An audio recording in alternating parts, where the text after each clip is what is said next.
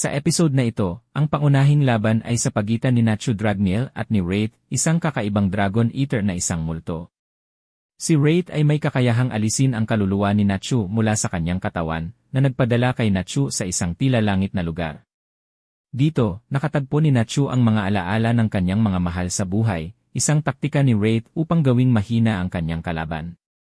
Samantala, si Wendy ay nakikipaglaban kay Nebaru ng Diabolos Guild, habang si Lucy ay nahaharap sa mga miyembro ng White Witch Guild.